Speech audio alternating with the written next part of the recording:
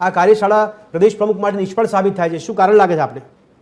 જી, સંગઠનની જે કાર્યશાળા આ વખતે લીધી, ક્લાસ લીધો છે એને કહીને આપણે પાટીલ, એટલે જે રીતે ભૂતકાળની અમુક કાર્યશાળાઓ જોઈએ અને આ કાર્યશાળાને સરખાવીએ જી, તો એવું લાગે છે કે આ કાર્યશાળાનું પરિણામ આવશે.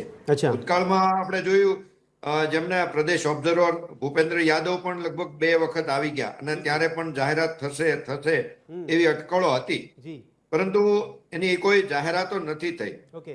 અને આ વખતે જાહેરાત થવાના અમુક રીઝન્સ છે. ખાસ કરીને સંગઠન તો રામ ભરોસે ચાલે છે, આપણે જોઈએ છીએ. સરકાર રામના ભરોસે ચાલતી હતી એ તો સમજ્યા, હવે સંગઠન પણ રામ ભરોસે ચાલે છે. જાણે ધણી ધોરી વગરની આખું સંગઠન થઈ ગયું છે.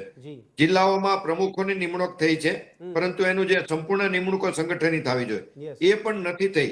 એટલે એની ઇફેક્ટ દેખાય છે પાર્ટીમાં. અને સાથે સાથે શ્રાવણ મહિનો ગયો, આપણે ધાર્યું તો શ્રાવણ મહિનામાં ગુડ ન્યૂઝ આવશે, કંઈક જાહેરાત થશે, પરંતુ હવે આવ્યો છે ભાદરવો મહિનો, 15 દિવસ આ કામ કરી શકશે. પછી શ્રાદ્ધમાં લગભગ સનાતનના નામે ચાલતી પાર્ટી એ જાહેરાત નહીં કરે.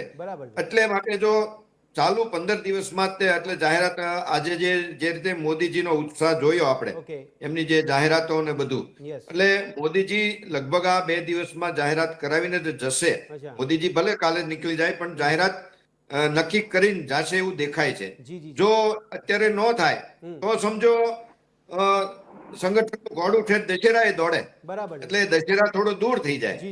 એટલે હું માનું છું ત્યાં સુધી આ 2 દિવસમાં સંપૂર્ણ જાહેરાત થશે. અને જાહેરાતમાં જે રીતે આપે વાત કરી, 2 નામો, આમ તો નામ અનેક છે, દેવુસિંહ ચૌહાણ ને મયંક નાયકનું. એમાં દેવુસિંહ ચૌહાણ મારી ગણતરી મુજબ સૌથી વધારે આગળ ગણી શકાય. નહીં, પણ એમના માટે કયા સમીકરણો પ્રદ્યુમનભાઈ આપને લાગે છે? એક સવાલ તે દેવુસિંહ પાછળ કયા સમીકરણો આપના મતે? પણ રાષ્ટ્રીય સમીકરણો કંઈક અલગ છે, જે બિહાર અને ઉપરાષ્ટ્રપતિની ચૂંટણી છે એ વધારે મહત્વના ફેક્ટર છે. રાષ્ટ્રીય સમીકરણો અલગ છે, એના લીધે જ આ સમજો લેટ થયું છે. રાષ્ટ્રીય સમીકરણો જે રાષ્ટ્રીય સંગઠનમાં જે પ્રદેશ પ્રમુખ નિમવાના હતા દેશના પાર્ટીના, ત્યાં આરએસએસ સમર્થિત વ્યક્તિને મૂકવામાં જે કઈ બાંધછોડ કે દબાણ કે જે એ લાંબુ થયું. અને અન્ય 19 રાજ્યોમાં મિનિમમ પ્રદેશ પ્રમુખ નિમણૂક થઈ જવી જોઈએ, ત્યાર પછી રાષ્ટ્રીય પ્રમુખની નિમણૂક થાય.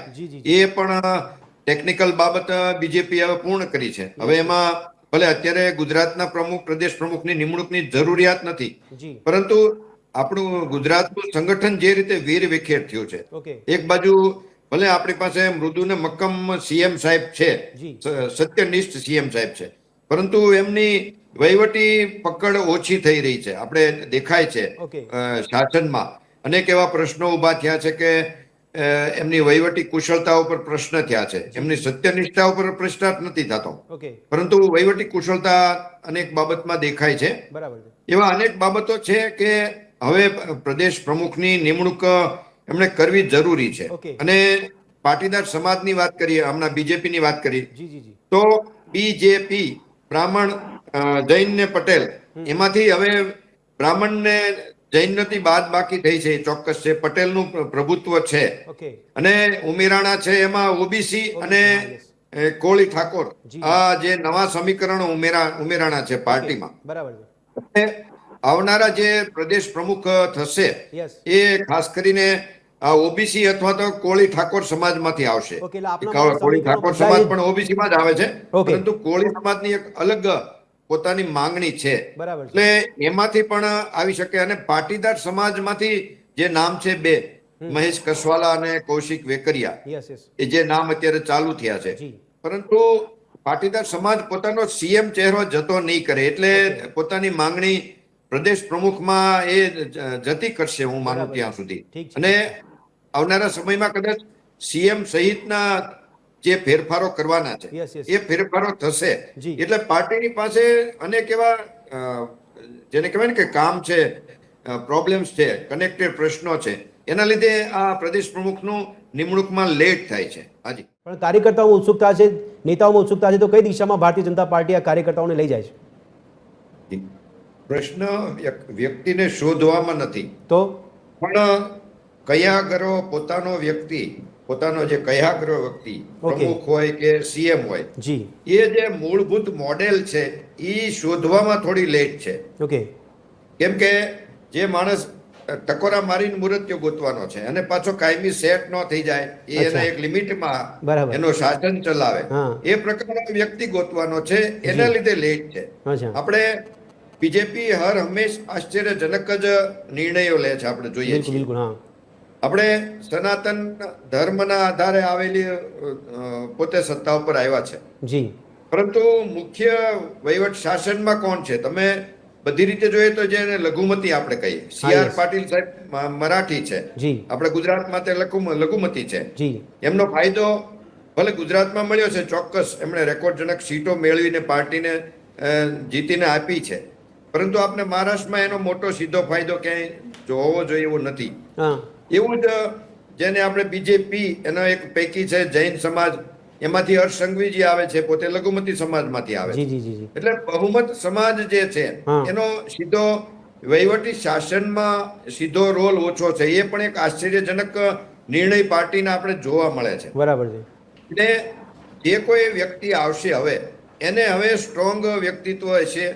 જે એક નવું નેતૃત્વ, નવો જોશ ઊભો કરી શકે જી જી જી એવું વ્યક્તિત્વ હવે જરૂરી છે. હાલના સમયમાં હવે કોઈ એક ચહેરા કે કોઈ કેન્દ્રના એક ચહેરાથી ગુજરાતની 2027ની ચૂંટણી જીતી શકાય એમ નથી. જી એટલે જે કોઈ ચહેરો નવો આવશે એ આપણે એ પણ આશ્ચર્યજનક જ આવશે. ઓકે અને ગુજરાતમાં આરએસએસ નું એટલે કે સંઘનું કોઈ એટલો બધો આગ્રહ નથી કે અચ્છા. અમે કહીએ એ વ્યક્તિ મૂકવો. એ બરાબર. માત્ર કેન્દ્રનો જ આગ્રહ છે જી. કે પ્રદેશ પ્રમુખ જે તે પોતાનો વ્યક્તિ મૂકવા.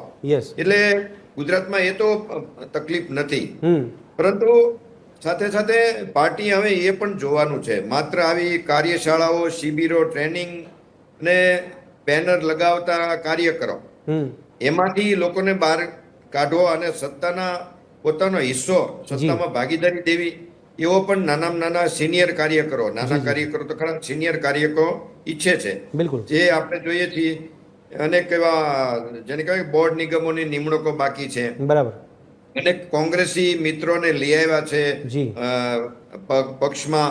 એટલે એ પણ એમના હિસ્સાની જે કઈ પ્રોમિસ કર્યા છે એ ભાગ માગશે ઓકે કે સત્તામાં હિસ્સો માગશે. જી એવી અનેક બાબતો છે, એને ક્યાં એડજસ્ટ કરવું.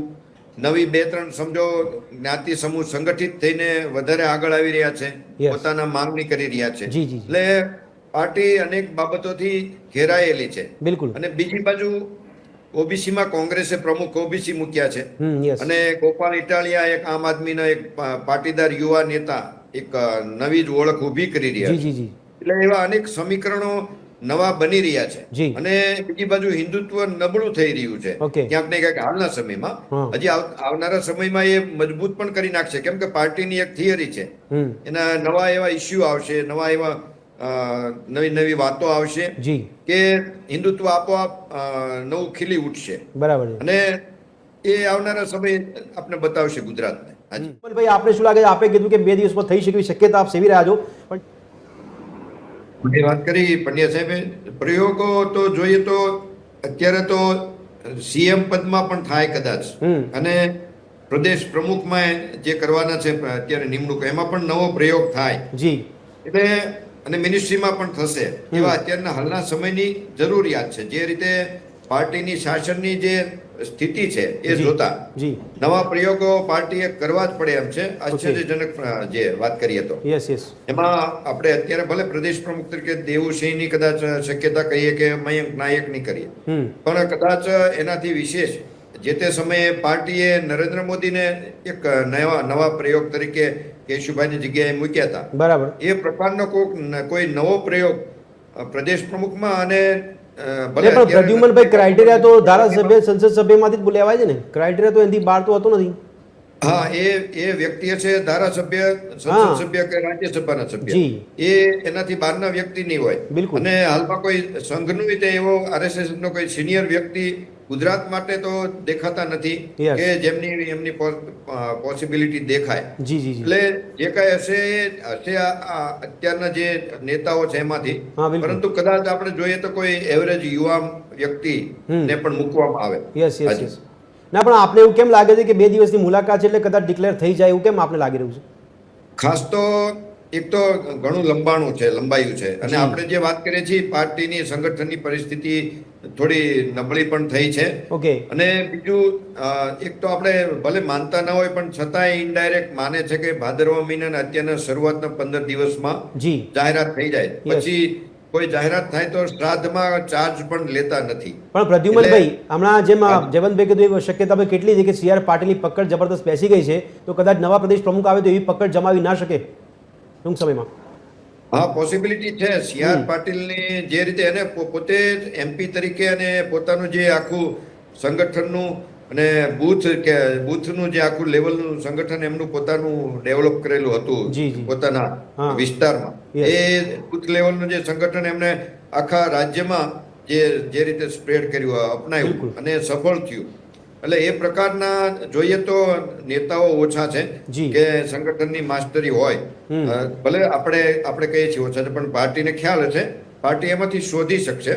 બરાબર. પરંતુ સૌથી વિશેષ પાર્ટી જે આપણે એક બાજુ હિન્દુત્વની વાત કરીએ પણ જ્ઞાતિ વિશેષથી ચાલે છે એ જી. એક વિષય આખો અલગ છે, સ્વીકારવો ન જોઈએ. જી, જી, કેમ કે જ્ઞાતિ સમીકરણથી પાર્ટી જ્યારે ચાલતી હોય ઓકે. અને એની નિમણૂકોમાં તે ઈઝી રહે છે અને પોતે પોતાના એજન્ડા ચલાવવામાં પણ ઈઝી રહે છે. જી, જી, એટલે સૌથી સરળ જે રસ્તો છે જી. મતદારો સુધી પહોંચવાનો જે બિલકુલ. બલ્ક ઓર્ડરમાં જી. એ જ્ઞાતિના સમીકરણોને જે સાધે છે એ ત્યાં શાસન નબળું થઈ જાય છે. બરાબર છે. જે ગવર્નન્સ કહીએ આપણે Okay. એ પણ નબળું થઈ જાય છે. જી. એટલે જ્ઞાતિના ચક્કરમાંથી આપણે બહાર આવવાની જરૂર છે. ઓકે. ત્યાર પછી જ આ પ્રકારના જે અત્યારે પ્રોબ્લેમ્સ દેખાય છે કોને Yes. એને નિમણૂક કરવી, કઈ રીતે કરવી, શા માટે ના કરવી કે જી. કરવી, જી. એ જ્ઞાતિના સમીકરણથી જ્યારે બહાર આવશે, જ્યારે ગુજરાત મોડેલ એ પ્રકારનું બહાર આવશે ઓકે. ત્યારે આપણને સાચી સફળતા મળશે. નહીં પણ એમાં તો આપણે જ્યારે- પછી વોટ શેરમાં ફરક નહીં પડી? ના, ગુડ ગવર્નન્સ આપણે કહીએ, મોદીજી પોતે અચ્છા. જે નિમણૂક કરી બીજેપી, બરાબર છે. હા. એ મોદીજી પોતે જ એવા જ્ઞાતિ સમૂહમાંથી આવે છે કે એમની સંખ્યા બિલકુલ ઓછી છે. બિલકુલ બિલકુલ. પરંતુ એમણે સિદ્ધ કરી દીધું જી, જી. કે વિકાસની વાત, ડેવલપમેન્ટની વાત, Okay. ગુડ ગવર્નન્સ કહીએ આપણે. જી. જ્યારે ગુજરાતે ક્યારેય નહોતું જોયું એવા ઘણા અનેક બદલાવો જોયા બરાબર. ગુજરાતે મોદીજીના શાસનમાં.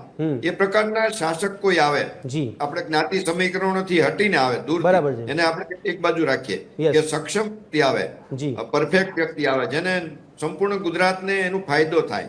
એ આજના સમયની માંગ છે.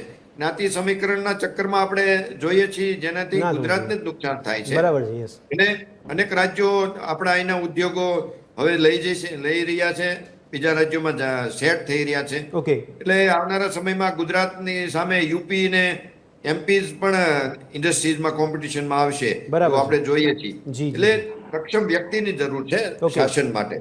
બિલકુલ.